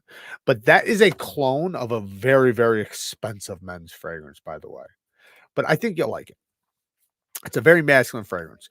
Some people need a fragrance on them nasty ass toes. That's the truth. I got my TRM strap and I love it. I got a lot of different straps. Have you ever tried Bastinelli knives? I have a Bastinelli Fox Gecko and N690 and it feels pretty good. I have, but not in a while. I want to try more because I've only tried I've tried a couple, but it's been a while and I don't remember. And I need another experience. I need some more experience. LP says, I used to love asking for samples at the mall when I was younger. You build a collection. That's hilarious. Yeah, I bet you could. That's hilarious. I'm a fragrance junkie, have countless fragrances and spend way too much on fragrances. Frags, knives, and guns. Weird combo. I dig it, man. I dig it. I'm the same way, man. I got so many fragrances. I'm addicted to them. But I love this is the what like I get. So you find a fragrance. Like you're gonna have some duds. Like I have a couple duds here, but that's why I get the little testers, right? But then you find a one, you're like, holy shit. But you have to listen, you can't get the little tiny, tiny, tiny samples. Do not get those because the fragrances are all made to be sprayed. So you have to get one that literally has a sprayer. If it doesn't spray and doesn't spray good, you will. I have fragrances that I literally didn't even like because it was such a small sample bottle. You had to like pop it down. Once I got it in a spray form, I loved it. It's because they're designed to go through spray. They're designed the way it layers on you, the scent layers on you is designed to come out of a spray, not like out of a bottle or anything like that, rubbing it around. It's not designed for that. So you're going to ruin the scent. Now, like I said, get these ones are the best. If you get this size, this is the best to get. But if you get when you get one and you spray it and you're like, holy shit, that's good, right? And it literally like wakes you up. It actually almost makes you happy. Like, and there is something to that where fragrances do like they can make you, feel tougher. They can make you happier. They can make you, maybe I don't know about energetic, but makes you more lively, makes you wake up, things like that. Like all those things technically happen. And like then there's the thought of seduction and stuff like that. Obviously, there's that shit. Especially with like never mind. But when you wind up finding a banger and you're like, holy shit, this thing is mind-blowingly good, and you get it, then you start thinking like, what else is out there?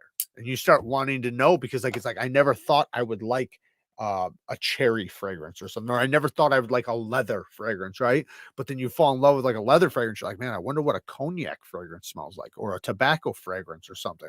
Like when I was at the Blade Show, I tried this stuff from Dan Cad, this fucking cognac, it's cognac and tobacco. I still can't get it out of my head. Like it's literally in my fucking head, and they barely exist. He's going to send me a tester bottle so I can get a second whiff of it. Because when I first tried it, I didn't even like it. I was like, yeah, I don't know if I could do that. But then I could not stop smelling where I put it. And it's like, fuck, man, now it's stuck in my head. And I want a bottle, but I got to try it again. And then I'm going to try to seek out a bottle if it's the way I remember. We have 3 more minutes. Peppermint oil has the added benefit of keeping stink bugs away. There you go. Scent facts.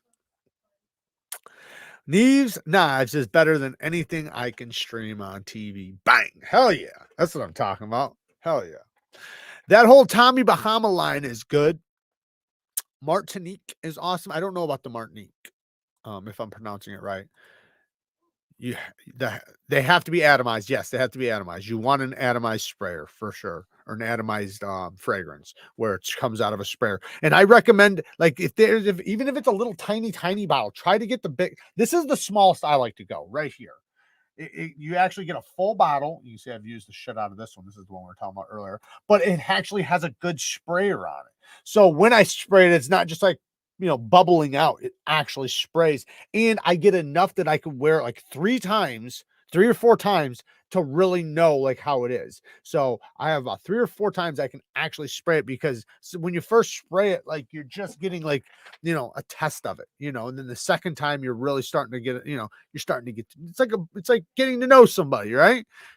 Start bonding with them a little bit. Hey, you're pretty nice. You're all right. You're an all right guy. Then you start testing how long does it last, what notes are going to come out in the dry down because they change, You guys talking about soapy solutions is like dish soap or what? You guys talking about soapy solution? Is it like dish soap or what? Soapy solution? You talking about for stones? If you're talking about for stones, I don't know if you're talking about the fragrances of stones, but if you're talking about for fragrances, yeah, I use dish soap and water. That's what I use. on my resin bonded stones, or even on like wet stones. It's not wet stones, so not water stones, but on oil stones and stones where you just want a lubrication, ceramics, resin bonded, even diamond plates. A patchouli scent. I need to get a couple patchouli scents. I don't know if I have any. I'm sure I do, but I know I have fragrances with patchouli in them, but I don't know if I have one. One I do not like, I found out, is iris. I do not like iris. Like if it's mixed well, it's okay. So like if it's like at the bottom, you know, where it's just like it's a little bit and it's mixed well, then I love it. But when it's like overdone, iris, oh fuck that. It literally smells like lipstick. It smells too powdery, and like it literally smells like, you think about just opening up some lipstick and smelling it. That's what it smells like. And I don't like it. I got a couple fragrances that I bought, and because everybody's raving about them, like, oh, these things are the best. It's great. And then I get it and I'm like, it's fucking burnt lipstick. Um, I, I used up the whole thing in one go, but with one of these, I mean, yeah, you could. I mean, like I said, I tried. What I do is I the first time I spray it, I just spray it on one. I don't spray it on. I spray it on one section and I smell it. The second time, then I'll spray it on both and get a really good idea. And the third time, I might put it on, and then I'll have a little bit more after that where I can, get like another, because you want to smell it within a couple days. Like you don't want to just smell it once. I've There's so many fragrances that I smelled one time and didn't like. And it's not even that you don't like them. It's like you're like, they're good, but I don't know if I'd want to wear it. But what happens is it's almost like it evolves, right? And then there's fragrances that literally I bought and did not like when I bought them. But they from sitting, the fragrance changes. Like it's kind of like alcohol, like where alcohol, like gets better with age. I'm not saying these things get like that, but there is something to letting them, if they sit in a nice cool area. I have fragrances that, man, like they just got better and better and better as time went on. And now I love them because like they've like aged into this thing that they smell so good. Jared, like your haircut, and I'm not being a smartass. Thank you. I appreciate it. I try. I do what I can. All right, guys, we're gonna take off. It's the end of the show. I appreciate all the donations tonight. Don't forget, we do have the Bang Gang live sharpening on Sunday. So if you're a member, or shout out to all the new members. If you're a member, show up on Sunday, 12:15 Central Time. We'll be doing a live sharpening. If you're not a new member and you want to become a new member, it's linked down in the description right at the top. You can just click the link and you can become a member, and I'll see you at the live sharpening. Shout out to everybody who came here tonight. I do appreciate all the love and support, all the donations, all the hanging out, all the conversations, all the likes, because I know you guys hit the like button, right? You guys definitely hit the like button. So thank you for that. Work hard, stay tough. Society's relying on you. I love you guys. Until next time, peace.